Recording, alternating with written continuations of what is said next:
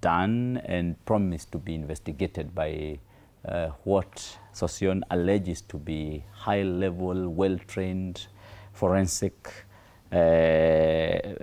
people in this country. Why have they not reached to the bottom of that matter with all this expertise that we like bragging about? And that is, I say, it's hypocrisy. It's hypocritical. We know very well that many people have been killed in this country. They can't be accounted for as we talk. If, for example, if we were even talking about babies who are being disposed in large numbers, why would then be having high maternal mortality high mortality rate in the hospitals? Are you getting? So, but that aside, we know the whole issue of governor here is really a conspiracy theory that he's just trying to cover up. Because the question begs, was it a disposal week? Or was it a disposal month for unclaimed bodies? Or what is happening? Where would the bodies be coming from all of a sudden? I mean, how would you accumulate 11 bodies, for example, in a village hospital which does not even have capacity for that? Where are they? How have you even been storing or preserving the other bodies in the same hospital with 11 unclaimed bodies at such a small morgue? It's just a conspiracy theory. Something is cooking in this country. Kenyans better be aware, and they would better listen to us when we tell them that, so that we all now get to ask the government, tell us what is happening. Mm-hmm. Yeah. So from your own assessment, if you may just give it just briefly, you're saying something is cooking in this country. Yeah. What will be the rhyme and reason for these killings? And even babies within there. We've had Shakahola. Is there anything remotely connected to it?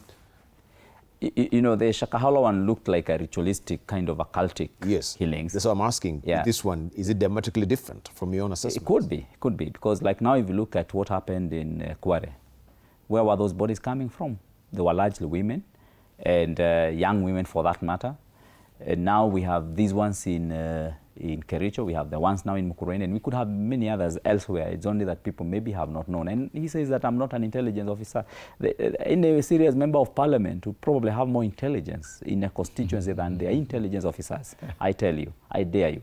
I mean, I get real information. I got real information, for example, over the weekend, that some people are staging some theft in a certain facility.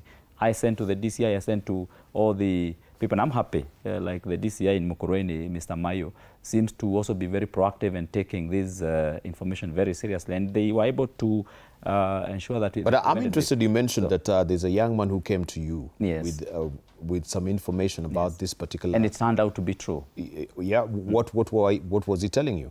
No, was he part of it? Yes. He was part of the mass burial? Yeah. They were concerned. They were concerned because there are people who are recruited to dig the graves. So who recruited them?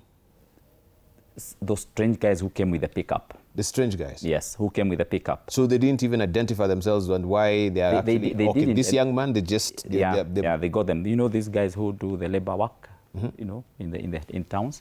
So they were concerned. Why is it that in the government, why did they hire a private vehicle? Why did they come at night?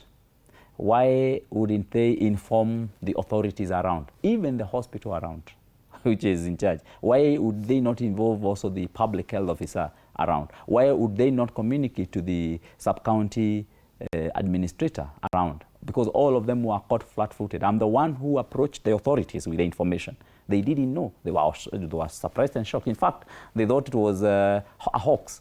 So when now they got into it, is when they discovered, oh, there's some truth in it.